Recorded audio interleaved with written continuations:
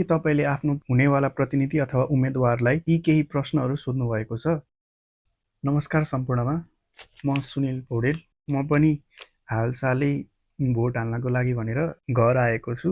आज शनिबार भयो, म सोमबार आएको थिएँ अनि मलाई गाडीमा एकदम गाह्रो हुन्छ अनि एकदम गाह्रो भए पनि छाड्दै भए पनि सिकिस्त भएर म अस्ति सोमबारको दिन घर आएँ।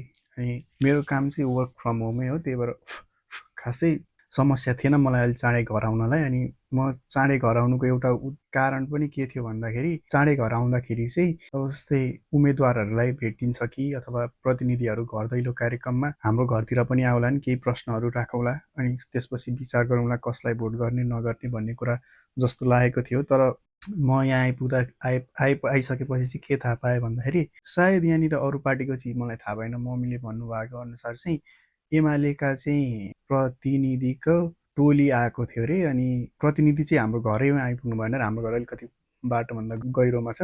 अनि उहाँको साथीहरू आउनु भएको थियो अरे, अनि बोलाउनु पर्छ कि के भन्नुभयो अरे। अनि मम्मीले चाहिँ त्यत्तिकै फर्काइदिनु भयो अरे। अनि त्यसै गरी ताराको चाहिँ प्रतिनिधि उम्मेदवार भनौँ न, उम्मेदवार उहाँ चाहिँ घरै आउनु भएको थियो अरे भन्नुभयो। अनि अब जस्तै यो घन्टीहरू राप्रपाहरू को हुन् होइन, अरू अन्य पार्टीहरूको चाहिँ अहिलेसम्म मैले उम्मेदवारहरू यता हाम्रो टोलतिर म खासै हिँड्न त हिँडेको छैन, तैपनि यसो हल्ला कतै केही सुने पनि छुइनँ कोही उम्मेदवारहरू घर दैलो कार्यक्रम गरेको यो हाम्रो टोलतिर अथवा त्यस्तो केही। अनि सायद यो भिडियो बनाउनुको उद्देश्य पनि त्यही नै थियो, यो आवाज चाहिँ उहाँहरूसम्म पुग्छ कि अथवा तपाईँहरूले पनि आफ्नो घर दैलोमा कोही उम्मेदवारहरू आउनुभएको छ भने उहाँहरूलाई यो प्रश्न गर्नुहुन्छ होला। सायद यो प्रश्नको केही न केही मूल्य चिज हुन्छ जस्तो लाग्यो। म खासै राजनीति बुझ्ने मान्छे त होइन, मैले अहिलेसम्म राजनीति गरेको पनि छुइनँ, म खासै राजनीति बुझ्दिनँ र म खासै यस्तो कुराबाट धेरै टाढा नै बस्ने मान्छे हुँ। अनि मैले राजनीति देखेको भनेको चाहिँ मैले ब्याचलर्स गर्दाखेरि कलेजमा मैले दुईवटा के भन्छ स्वतन्त्र विद्यार्थी युनियनको चुनावमा राजनीति चाहिँ देखेँ, चलखेल कसरी हुन्छ भन्ने कुरा त्यस्तो चाहिँ मैले त्यहाँबाट बुझेँ चुनावको बेला। तर कहिले पनि कुनै पनि समूहको बिचमा कुराहरू हुँदाखेरि मैले कहिले आफ्नो विचार यस्तो छ है, यो कुरामा मैले आफ्नो विचार छ भनेर मैले अहिलेसम्म प्रस्तुत गर्न सकेको चाहिँ छुइनँ। ममा त्यसको चाहिँ कमी छ भन्ने मलाई लागेको छ। त्यसैको लागि भए पनि मैले यो भिडियो बनाउँदैछु। आफ्नो पनि केही न केही विचार चाहिँ हुनुपर्छ है मान्छेमा, सबैतिरबाट सबैको कुरा बुझेर भन्ने कुरा हो होइन। अनि मेरो बुझाइ अनुसार चाहिँ म खासै राजनीतिको बारेमा नबुझे पनि तर सायद यो दुईवटा प्रश्न चाहिँ मैले कतै पनि कसैले सोधेको अथवा कतै फेसबुकहरूमा सोधेको ओरेको चाहिँ देखिनँ। म खासै त्यस्तो चलाउँदिनँ पनि, त्यही पनि भएर होला। तर देखेको मध्येमा चाहिँ खासै अब यता ट्रोल हुने एन त्यान हुने त्यस्तो चाहिँ देखिन्छ। तर यी प्रश्नहरू सोधेको चाहिँ मैले खासै देखेको छुइनँ। र सायद प्रश्नहरू चाहिँ यस्ता छन् कि अब जस्तै यसरी बुझौँ, तपाईँको प्रतिनिधि एक्स कुनै जेड पार्टीबाट उठ्नुभयो होइन, अनि जस्तै त्यो जेड पार्टीको चाहिँ बहुमत भयो, त्यही पार्टीको सरकार छ र कथन कथाचित यो कुरा सत्य हो भन्न सकिँदैन, हुन्छ भनेर भन्न पनि सकिँदैन। तर यदि भइहाल्यो भनेको यो चाहिँ के भन्छ त्यसलाई काल्पनिक विषय रूप भनौँ न। अनि यदि त्यो जेड पार्टीले चाहिँ अब जस्तै आफ्नो बहुमत छ भनेर यदि त्यसले केही कुरालाई गलत कुरालाई प्रोत्साहन गर्दै त्यस बमोजिमको कानुनहरू पास गर्यो भने होइन, अनि बहुमत छ अनि अब पार्टीका प्राय जस्तो नेपालमा के छ भने प्राय नेताहरू आफ्नो पार्टीप्रति लगाव राख्छन् अनि पार्टीका ठुला नेताले जे भन्यो त्यही अनुसारको कुराहरू हुन्छ। अहिलेसम्मकोमा चाहिँ त्यही छ, पछि गएर के हुन्छ हुँदैन भन्ने कुरा चाहिँ अब भविष्यले भन्ने कुरा हो। तर अब पार्टीमा अब एउटा ठुलो नेताले कोही निकट अथवा आफैलाई फाइदा हुने गरी केही कानुनहरू पास गर्न लाग्यो अनि अब त्यो सरासर अरू जनताको लागि त्यो कुरा गलत छ भन्ने कुरा थाहा तपाईँले पाउनुभयो अथवा तपाईँले कसैलाई थाहा पाए अनि तपाईँको अब मुख्य सचिव के हुन्छन् उहाँहरूको थ्रुबाट पनि तपाईँले यस्तो यस्तो कुरा थाहा पाउनुभयो। अनि तपाईँ त्यस्तो बेलामा चाहिँ आफ्नो पार्टीभन्दा माथि उठेर भन्नाले आफ्नो पार्टीलाई खबरदारी गर्न सक्नुहुन्छ कि हुन्न भन्ने कुराको चाहिँ सायद त्यस्तै हुन जान्छ प्रश्न। मैले प्रश्न प्रस्ट्याउन नसकेको पनि हुनसक्छु।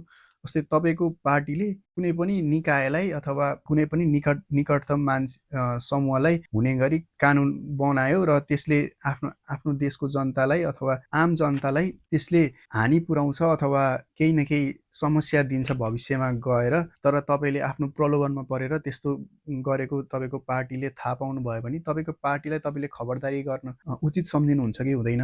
अथवा परिआएको खण्डमा तपाईँले आफ्नो पार्टीलाई नै त्यागेर के अरे संसदमा आफ्नो भिन्न अभिमत दिन सक्नुहुन्छ कि हुँदैन भन्ने कुरा चाहिँ एउटा मलाई प्रश्न हुन्छ जस्तो लाग्यो। किनकि मान्छेमा जस्तै तपाईँ र म फरक मान्छे हौँ नि त, त्यही भएर हाम्रो विचार फरक हुन सक्यो। अनि सबैजनाले अब पहिलेकै जस्तो पुरानै पार्टीहरू फिर्ता आए र सधैँ पनि अब पार्टीको ठुला नेताहरूले जे भन्यो त्यही कुरै हुने हो भने त नयाँ पार्टी र पुरानो पार्टीमा फरक नै के नै रहन्छ र भन्ने कुरा पनि हो। अनि त्यही भएर चाहिँ मेरो प्रश्न चाहिँ तपाईँ पार्टी विपरीत गएर पार्टीलाई खबरदारी गर्न सक्नुहुन्छ कि हुँदैन? परिआएको खण्डमा त्यस पार्टीलाई त्यागेर आफूलाई त्यो पेङ्गुइनको अस्ति भिडियो भाइरल भएको थियो नि, हो त्यसरी पेङ्गुइन जसै गरी त्यस हुललाई छोडेर आफू एकान्ततर्फ त भन्दिनँ, तर आफ्नो निर्णयमा चाहिँ आफूले केही सही र गलत चाहिँ आफ्नो विचारधारा अनुसार छुट्याउन सक्नुहुन्छ कि हुँदैन? अथवा तपाईँ पनि पुरानै पार्टीहरू जस्ता पुरानै पार्टीहरू वा पुरानै नेता हुनुहुन्छ भने पनि अझै पनि त्यस्तै ठुला नेताका पछि लाग्नुहुन्छ कि अब आफ्नै केही विचारमा अडिग रहनुहुन्छ कि अब परिआएको खण्डमा आफ्नो पार्टीको एगेन्स्टमा गएर पनि केही गर्नुहुन्छ कि भन्ने गर्न सक्नुहुन्छ कि हुँदैन भन्ने कुरा चाहिँ एउटा प्रश्न भयो। अनि अब त्यसै गरी अब इलेक्सनको समय छ, विभिन्न पार्टीहरूले आफ्नो मेनिफेस्टोहरू लिएर आएका छन् होइन। अब कुनै पार्टीकोमा के होला कुनै पार्टीकोमा के होला त्यो अब मलाई थाहा पनि छैन कसकोमा के छ, तर कुनै पार्टीकोमा मेनिफेस्टोमा एदेखि जेड छ अरे सबै पार्टीकोमा। अनि अब जस्तै पार्टी 1को मेनिफेस्टोमा चाहिँ अब जस्तै एदेखि जेडमा एदेखि एफसम्म अरे, ल यो कुरा चाहिँ राम्रो छ अरे। अनि अथवा पार्टी 2को मेनिफेस्टोमा चाहिँ अब त्यस्तै गरी 2-3वटा अरू कुरा राम्रो छ अरे। पार्टी 3को मेनिफेस्टोमा पनि अरू केही 1-2वटा कुरा राम्रो छ अरे। तपाईँको पार्टीले बहुमत ल्याइसकेपछि अथवा तपाईँ निर्वाचित भएर त्यहाँनिर सदनमा पुगिसकेपछि तपाईँले अरू पार्टीको मेनिफेस्टोहरूबाट अथवा तपाईँका प्रतिद्वन्दी उम्मेदवारहरूबाट केही राम्रा उनीहरूको विचार थिए भने तिनीहरूलाई आत्मसात गर्नुहुन्छ कि हुँदैन? अब विचार राम्रो छ भने त त्यो जसले नै गरोस् न, गर्नु राम्रो कुरा हो नि त। अब जस्तै मेरो एउटा विचार छ, तपाईँको एउटा विचार छ, अनि मेरो विचार भन्दा चाहिँ तपाईँको विचार राम्रो छ भने किन तपाईँको विचारलाई मैले प्रोत्साहन नगर्ने त मैले जितेर गएँ भने पनि जस्तो त्यसै भनौँ न। अनि राम्रो कुरालाई प्रोत्साहन त्यो चाहिँ तपाईँले गर्नुहुन्छ कि हुँदैन अर्को प्रश्न। अनि त्यसै गरी अर्को प्रश्न चाहिँ अब जस्तै तपाईँ सदन अथवा संसदमा त 275 जना हुनुहुन्छ क्या अरे, 275 जना 165 जना यता डाइरेक्ट प्रत्यक्ष तर्फबाट अनि 110 जना समानुपातिक तर्फबाट। अनि त्यत्रो 275 जनाको जमातमा अब जस्तै कुनै एउटा पार्टीको बहुमत छ अनि अब अरू कुनै पार्टीको अब 2-4 जना हुनुहुन्छ, उहाँहरूको बहुमत छैन, त्यस पार्टीमा इलेक्टेड भएर आउनुभएका अथवा समानुपातिकबाट जताबाट आए नि एउटा कुनै प्रतिनिधि हुनुहुन्छ, उहाँले एउटा राम्रो कानुन लिएर आउनुभयो। कानुन अथवा नीति नियम के भन्छ अब त्यो संसदमा बिल भनौँ न, सायद बिल भन्छ होला पास नभएको कुरालाई, जे पनि एउटा नियम छ अथवा विचार ल्याएर अब जस्तै इक्जाम्पलको लागि यो अब भाएबल हुन्छ कि हुँदैन मलाई त्यो चाहिँ थाहा छैन, तर अब जस्तै अख्तियार दुरुपयोग अनुसन्धान आयोगमा त्यस कार्यालयको हेड छान्दाखेरि चाहिँ राजनीतिक हस्तक्षेप नहुने गरी एउटा जस्तै कानुन बनाउने भनेर एउटा जस्तै बहुमत नभएको मान्छेले लिएर आयो अरे। अनि त्यस्तो राम्रो विचार लिएर आयो अरे, तर उनीहरू त्यो पार्टीसँग चाहिँ बहुमत छैन अरे। अब तपाईँको पार्टीले बहुमत नभएको पार्टीले ल्याएको विचारलाई राम्रो छ भने एक्सेप्ट गर्छ कि गर्दैन? अथवा तपाईँहरूले भोट अफ कन्फिडेन्स त सायद पास गर्नुपर्छ संसदबाट। अनि भोट अफ कन्फिडेन्स अब जस्तै त्यस्तो राम्रो कुरा छ अनि त्यसले राम्रै गर्छ पछि गएर हितका लागि मान्छेहरूको भने, अनि त्यस्तो कुराहरूलाई चाहिँ अब बहुमत नभएकै आधारमा तपाईँको पार्टीले त्यसलाई आत्मसात गर्छ कि गर्दैन? अथवा यो अब अपोजिसनको पार्टी हो त्यही भएर अब यिनीहरूले जे ल्याए पनि हामी त्यसलाई व्यवस्था गर्छौँ भन्नुहुन्छ कि? अथवा राम्रो कुरा ल्यायो भने त सबैजना मिलेर गर्नुहुन्छ कि? के छ तपाईँहरूको विचार चाहिँ? अब जस्तै 100मा 100% भोट ल्याउन त गाह्रै होला कुनै पनि पार्टीलाई, मलाई जहाँसम्म लाग्छ, किनकि कतै न कतैबाट कोही न कोहीले त अन्य पार्टीबाट पनि जित्नु भइहाल्छ। त्यो चाहिँ अब जस्तै के अरे त्यो कतै पनि केही कुरा पर्फेक्ट हुँदैन, त्यसैको कारण पनि हो। अनि मलाई चाहिँ के लाग्यो भने मैले यसो अघि विचार गर्दै थिएँ, फुटबलको एनालोजीबाट बुझौँ, पार्टीहरू भनेको चाहिँ नेसनल टिम जस्तै हो। अनि संसद एउटा क्लब हो भने त्यस क्लबमा विभिन्न नेसनल टिमबाट खेलाडीहरू गएर एकै ठाउँमा भेला हुन्छन् अथवा त्यो क्लबलाई अगाडि बढाउने काम चाहिँ संसदहरूलाई चाहिँ मैले एज अ प्लेयर्सको रूपमा लिएको छु। अनि अब किनकि एउटा क्लबमा त विभिन्न देशका खेलाडीहरू हुन्छन्, कुनै देशबाट धेरै खेलाडीहरू हुन्छन्, कुनै देशबाट कम खेलाडीहरू हुन्छन्, तर उनीहरूको नेसनल टिममा जेसुकै होस्, नेसनल टिम आफ्नो पर्दाखेरि अब जस्तै बिचमा नेसनल टिमको लागि ब्रेकहरू हुन्छ होइन फुटबलमा त, अनि नेसनल टिमको गेमहरू छुट्टै हुन्छ। नेसनल टिमबाट खेल्दाखेरि आफ्नो राष्ट्रियता, आफ्नो देशको माया त सबैलाई हुन्छ नै, तर उनीहरू प्रायः जस्तो त जस्तै तपाईँहरू त्यहाँनिर इलेक्ट भएर गइसकेपछि त त्यो प्लेयरहरूको त 5 वर्षको लागि भने त त्यो एउटा क्लबै भयो नि त। संसद भने त एउटा क्लबै भयो। मानौँ त्यो क्लबले चाहिँ अब देशको हितको लागि केही गर्दैछ अरे, यसमा चाहिँ फुटबल क्लबमा चाहिँ फुटबल खेलिन्थ्यो, तर अब यसमा चाहिँ के हुन्छ भन्दाखेरि देशको हितको लागि सबैजना 275 जना प्लेयर्सहरू भएर उनीहरूले देशको हितको लागि काम गर्दैछन् रे, खेल्दैछन् भनौँ न अहिले एनालोजीकै। अनि त्यो 275 जनाको टोलीले एज अ एउटा टिम चाहिँ कसरी बाँधेर लिएर जान सकिन्छ भन्ने हो। अब जस्तै कुनै देशको 10 जना खेलाडी छन् रे, कुनै देशका 5 जना खेलाडी छन् अरे, कुनै देशका 1 जना मात्रै खेलाडी छ अरे, कुनैका 2टा छन् अरे, त्यसै गरी संसारभरिका देशका खेलाडीहरू छन् रे भने यो क्लबमा आइसकेपछि उनीहरूको क्लबको भनेको के हुन्छ भन्दाखेरि उनीहरूले त आफ्नो लागि गेम जित्नु हो नि त।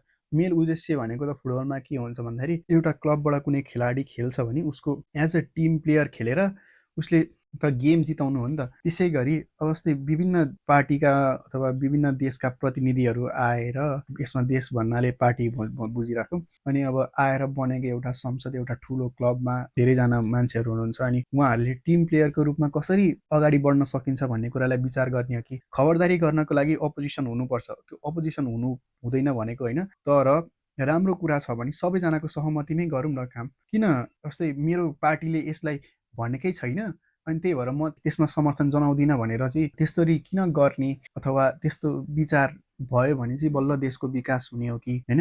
सायद त्यो कुरालाई पनि अब आउने नयाँ पार्टीहरूले होइन, अनि अब आउने नयाँ सांसदहरूले सायद त्यो कुरालाई पनि विचार गर्नुहुन्छ भन्ने मैले भनौँ न अब एउटा इच्छा व्यक्त गर्न बाहेक त के नै गर्न सकिन्छ र सायद अब टिम प्लेयर हुनु भन्छु म चाहिँ होइन। अब मेरो विचारमा अब जस्तो सानो मुख ठुलो कुरा हुनसक्छ, तर राम्रो कुरालाई किन सबैले प्रोत्साहन नगर्ने भन्ने कुरा पनि हो। आखिरमा सबैजना जानुभएको त त्यहाँनिर अब देशकै भलो चिताएर हो। सबैलाई अब विभिन्न ब्याकग्राउन्डबाट उम्मेदवारहरू हुनुहुन्छ अब होइन।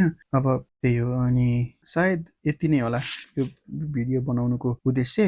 मैले अरू पनि चुनावको विषयमा भिडियो बनाउने सोच त बनाएको थिएँ, तर अब आज शनिबार भइसक्यो, सोमबारसम्म मौन अवधि छ। त्यही नै हो। अब जस्तै तपाईँ कतै टाढाबाट आउँदै हुनुहुन्छ र पहिलो ताल तपाईँको यो मेरो दोस्रो ताल भोट हुनेछ। योभन्दा अघिल्लो ताल चाहिँ लोकल लेभल इलेक्सनमा भोट हालेको थिएँ मैले। प्रतिनिधि सभाको बेलामा चाहिँ म कता थिएँ थाहा होइन, तर लोकल लेभल इलेक्सनमा चाहिँ मैले 79मै होला सायद, जेठमा के बेला भएको थियो त्यो बेला भोट हालेको थिएँ। अनि अब यो ताल मैले भोट हाल्न लागेको चाहिँ अब दोस्रो ताल हुन्छ, पहिलो ताल हुन्छ प्रतिनिधि सभामा मैले भोट हाल्न लागेको। मेरो लागि पनि नयाँ कुरा हुन्छ। र यदि तपाईँहरूलाई आफ्नो उम्मेदवारहरूको बारेमा केही कुरा थाहा छैन भने चाहिँ जस्तै एउटा वेबसाइट छ knowyourcandidate.live, यो एउटा वेबसाइट छ। यहाँबाट तपाईँले आफ्नो के अरे प्रदेश, अनि आफ्नो प्रदेश, जिल्ला र क्षेत्र नम्बर तपाईँलाई थाहा छ भने आफ्नो उम्मेदवारहरूको बारेमा तपाईँले थाहा पाउन सक्नुहुन्छ यो वेबसाइटबाट। र त्यसै गरी अब तपाईँलाई मतदान गर्नको लागि कुन ठाउँमा जाने कुरा त्यसबारे केही कुरा थाहा छैन भने चाहिँ एउटा गली म्याप्स भन्ने एउटा प्ले स्टोरमा एप रहेछ, अथवा एप स्टोरमा पनि एप होला, मैले चलाएको त छुइनँ, मैले कता रिलमा देखिरहेको थिएँ।